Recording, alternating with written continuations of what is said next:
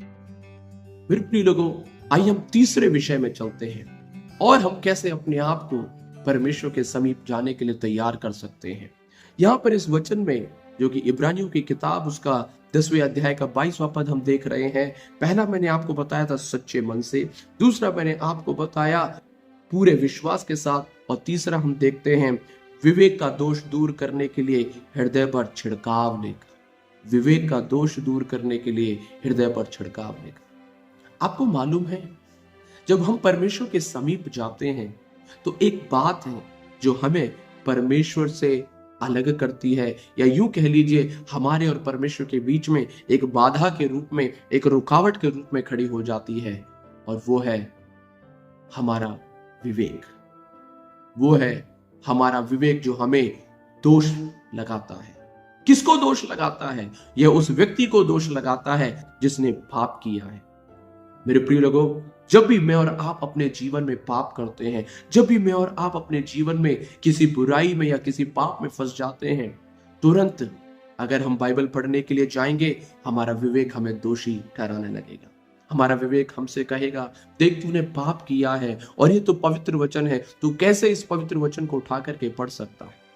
कई बार जब हम पाप करेंगे और उसके बाद जब हम प्रार्थना करने के लिए बैठेंगे, तुरंत हमारा विवेक हमें दोषी ठहराने लगेगा। देख तूने पाप किया है, तू कैसे प्रार्थना कर सकती है, तू कैसे प्रार्थना कर सकता है। कई बार जब हम कलीसिया जाएंगे तो हमारा विवेक हमें दोषी ठहराएगा, कहेगा तू कैसे परमेश्वर के भवन में जा सकता है, तू तो अशुद्ध हो गया है, तू तो अशुद्ध हो गई है। मेरे प्रिय लोगों, मैं आपको बताना चाहता हूं, ये विवेक का दोष हमें दूर करना है, तभी हम परमेश्वर के पास आ सकते हैं। अब सवाल आता है, हम कैसे इस विवेक के दोष को दूर कर सकते हैं? तो मेरे प्रिय लोगों, मैं आपको बताना चाहता हूं, प्रभु यीशु मसीह के लहू के द्वारा। हालेलुया। यस, इस बाइबल कहती है प्रभु यीशु मसीह का लहू हमारे सारे पापों से हमें शुद्ध करता है। वो हमारे हृदय को धो देता है, वो हमारे विवेक को धो देता है और शुद्ध कर देता है। परमेश्वर के वचन में लिखा है, यदि तुम्हारे पाप गाढ़े लाल रंग के भी हो तो भी वे हिम के समान श्वेत हो जाएंगे। हाँ मेरे प्रिय लोगों, जब हम परमेश्वर के सानिध्य में आते हैं तो हमें अपने विवेक को क्या करना है? शुद्ध करना है। और वो हम कैसे कर सकते हैं? प्रभु यीशु मसीह के लहू के द्वारा। मेरे प्रियो, बाइबल कहती है प्रभु यीशु मसीह ने मेरे और आपके पापों के लिए कलवरी क्रूस पर अपने लहू को बहाया। और आज मैं और आप, जब भी हमसे गलती होती है, जब हमसे पाप होता है, परमेश्वर के पास आना है और परमेश्वर से कहना है, प्रभु मुझे क्षमा कीजिए, प्रभु मैं अपने अपराधों को मानता हूं। और मेरे प्रिय लोगों, बाइबल कहती है परमेश्वर विश्वास योग्य है हमारे पापों से हमें क्षमा देने के लिए। हालेलुया। प्रभु यीशु का लहू हमें सारे पापों से क्षमा करता है। प्रभु के पास आए, अपने पापों को माने और प्रभु से कहें कि प्रभु मुझे धो करके शुद्ध करिए। प्रभु आपको और मुझे जरूर अवश्य ही वह उस सारे दोष से छुड़ाएंगे और हमारे हृदय और हमारे विवेक को शुद्ध और पवित्र करेंगे। परमेश्वर हमें आशीष दे। आइए मेरे प्रिय लोगों, हम चौथे विषय की ओर चलते हैं। चौथा, और हम कैसे अपने आप को तैयार कर सकते हैं परमेश्वर के समीप आने के लिए। तो मेरे प्रिय लोगों, जब हम इब्रानियों की किताब उसके 10वें अध्याय के 22वें पद को कहते हैं, पहला हमने देखा कि सच्चे मन के साथ, दूसरा हमने देखा पूरे विश्वास के साथ, तीसरा हमने देखा विवेक का दोष दूर करने के लिए हृदय पर छिड़काव लेकर, और चौथा वहां पर लिखा हुआ है देह को शुद्ध जल से धुलवाकर परमेश्वर के समीप जाए। देह को शुद्ध जल से धुलवाकर परमेश्वर के समीप जाए। देह को शुद्ध जल से धुलवाकर परमेश्वर के समीप जाए। क्या मतलब है इसका? मेरे प्रिय लोगों, यहां पर स्नान की बात नहीं हो रही है, एक सामान्य स्नान की बात नहीं हो रही है। जब हम परमेश्वर की उपस्थिति में आते हैं तो यहां पर विशेष रीति से अगर हम देखें तो यह बपतिस्मे को दर्शाता है। जी हां, बपतिस्मे को दर्शाता है। जब हम परमेश्वर के समीप आते हैं तो हम क्या करना है? बपतिस्मा लेकर के आना। अब सवाल ये आते हैं, क्या हमें हर बार बपतिस्मा लेना होगा? क्या हमें हर बार बपतिस्मा लेकर के परमेश्वर के सम्मुख आना होगा? नहीं। लेकिन एक बपतिस्मे का अर्थ है, आपको मालूम है बपतिस्मे का मतलब क्या होता है? वैसे अगर हम बाइबल में देखेंगे तो बहुत सारे कारण और बहुत सारे उद्देश्य, बहुत सारे अर्थ हम देख सकते हैं बपतिस्मे का। लेकिन जब हम इस संदर्भ में देख रहे हैं तो एक अर्थ मैं आपके सामने प्रकट करना चाहता हूं जो बपतिस्मे के बारे में बताता है। क्या है बपतिस्मे का मतलब? जब हम पहला पतरस की किताब और उसके तीसरे अध्याय में जब हम आते हैं तो वहां पर देखिएगा परमेश्वर का वचन क्या कहता है। पहला पतरस तीसरा अध्याय उसके 21वें पद में लिखा हुआ है, उसी पानी का दृष्टांत भी अर्थात बपतिस्मा यीशु मसीह के जो जी उठने के द्वारा अब तुम्हें बचाता है।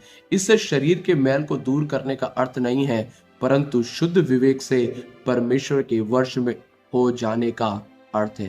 ध्यान दीजिएगा बाइबल क्या कहती है। बपतिस्मे लेने का मतलब शरीर के मैल को दूर करना नहीं है, परंतु पतरस कहते हैं शुद्ध विवेक से परमेश्वर के वश में हो जाने का अर्थ है।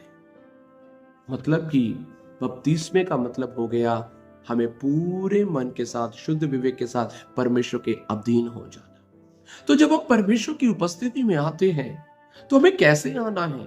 हमें बार बार बपतिस्मा लेने की जरूरत नहीं है। हमें क्या करना होगा? हमें पूरे शुद्ध मन के साथ अपने आप को परमेश्वर के वश में कर देना है, अपने आप को प्रभु को देना है। अर्थात इसे हम अधीनता कह सकते हैं, अर्थात अपने जीवन में परमेश्वर को नियंत्रण देना कह सकते हैं। मेरे प्रिय लोगों, कई बार हम प्रभु के पास आते तो हैं लेकिन परमेश्वर को अपने जीवन पर प्रभुत्व नहीं देते हैं। कई बार हम परमेश्वर के पास आते तो हैं लेकिन अपने जीवन में परमेश्वर को आजादी नहीं देते हैं कि वो कार्य कर सके। हम कई बार अपने जीवन को परमेश्वर के नियंत्रण में नहीं सौंपते हैं। मेरे प्रियो, जब तक मैं और आप अपने जीवन को परमेश्वर के वश में ना करें, जब तक मैं और आप परमेश्वर के सम्मुख समर्पण ना करें, अपने आप को प्रभु को दे ना दे, तब तक परमेश्वर हमारे जीवन में कार्य नहीं कर सकते। मेरे प्रियो, आइए हम अपने आप को परमेश्वर के हाथों में दें। कहें परमेश्वर आप मेरे जीवन के स्वामी हैं, आप मेरे जीवन के मालिक हैं। प्रभु आप जो करना चाहते हैं आप वो मेरे जीवन के द्वारा कीजिए। और मेरे प्रिय लोगों, जब हम अपने आप को इस तरह से परमेश्वर के हाथों में देने के लिए तैयार हो जाते हैं, बाइबल कहती है हम परमेश्वर के समीप आ सकते हैं। मेरे प्रियो, अभी तक हमने 4 बातें देखा कि कैसे हमें परमेश्वर के समीप आना है। नंबर 1, शुद्ध मन से, अर्थात सच्चे मन से। दूसरा, पूरे विश्वास से। तीसरा, विवेक का दोष दूर करने के लिए हृदय पर छिड़काव लेकर। और चौथा, देह को शुद्ध जल से धुलवाकर परमेश्वर के समीप जाए। परमेश्वर हमें इन वचनों के द्वारा आशीष और अनुग्रह प्रदान करे। आइए हम प्रार्थना करें। स्वर्गीय आसमानी पिता, यीशु मसीह के नाम से खुदावंद मैं प्रार्थना करता हूँ और प्रभु जी समर्पण करते हैं कि प्रभु ये वचन हमारे जीवन में हम लागू करने वाले बने और इसके अनुसार चलने वाले बने और अपने आप को तैयार करने वाले बने, ताकि हम आपकी उपस्थिति में आ सके और आपकी स्वर्गीय उपस्थिति का अनुभव हम प्राप्त करने पाए और उस आनंद को हम प्राप्त करने पाए। पिता, धन्यवाद करते हैं प्रार्थना सुनने के लिए यीशु मसीह के नाम से, आमीन। प्रभु आप सबको आशीष करे, सबको जय मसीह की। अगर आपको ये संदेश पसंद आए हैं तो कृपया करके आप इस चैनल को लाइक कीजिएगा, सब्सक्राइब कीजिएगा और इसे शेयर भी कर सकते हैं। प्रभु आपको आशीष